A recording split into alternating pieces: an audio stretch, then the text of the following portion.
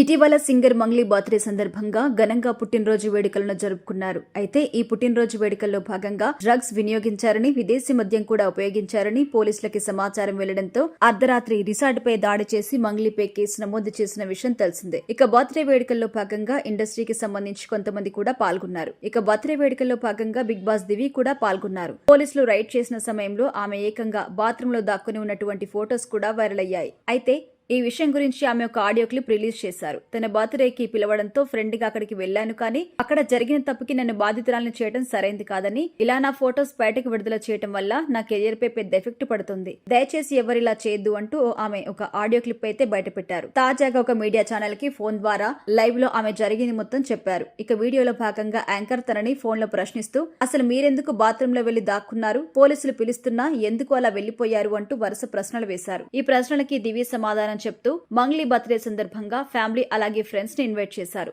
అందరూ కలిపి కూడా ఒక 20 మంది వరకు కూడా లేరు. ఈ ఫంక్షన్ కి నిజానికి మా అమ్మ, బ్రదర్ కూడా రావాలి. చివరి నిమిషంలో మా అన్నయ్య డ్రాప్ కావడంతో అమ్మ కూడా రాలేకపోయింది. నేను కూడా 11 గంటల సమయంలో అక్కడికి వెళ్లాలని దివి తెలిపింది. ఇలా కాసేపు అక్కడ సెలబ్రేషన్స్ లో ఉండగానే పోలీసులు రావడంతో ఒక్కసారిగా గందరగోళం వాతావరణం ఏర్పడింది. పోలీసుల వీడియో తీసుకుంటూ రావడంతో నన్ను దాక్కోమని చెప్పారు. ఆ క్షణం ఏం జరుగుతుందో, నేనేం చేస్తున్నానో నాకే అర్థం కాక బాత్రూమ్ లో వెళ్లి దాక్కున్నాను. బయట నుంచి ఒక మహిళ ఎస్ఐ డోర్ కొడుతూనే ఉన్నారు. బయటకు వచ్చిన తర్వాత ఆమె ఆగమని చెప్తున్నారు. ఆ టైంలో వాళ్ళతో నేనేం మాట్లాడాలో నాకు తెలియని పరిస్థితి అని దివి తెలిపారు. నిజానికి అక్కడ అందరూ ఉన్నట్టుగా ఏమీ లేదు. అదొక చిన్న ఫ్యామిలీ ఫంక్షన్. అలాగే బర్త్డే సెలబ్రేషన్స్ జరిగాయని, కానీ మీడియా వాళ్ళు నిజానిజాలు తెలియకుండా హైలైట్ చేస్తున్నారని ఆగ్రహం వ్యక్తం చేశారు. నేను బాత్రూమ్ లో దాక్కోవడమే తప్పైంది. ఆ ఫోటోలనే హైలైట్ చేసి చూపిస్తున్నారని, ఇలా చేయడం వల్ల నా కెరియర్ పై ఎంత దెబ్బ పడుతుందో ఒకసారి ఆలోచించండి అంటూ తెలిపారు. ఇప్పుడిప్పుడే నేను ఇండస్ట్రీలో కాస్త నిలదొక్కుంటున్నాను. ఇలాంటి తరుణంలో నా గురించి ఇలాంటి వీడియో వైరల్ చేయడం బాధేసింది. ఈ విషయం తెలిసి మా అమ్మ ఏడ్చింది.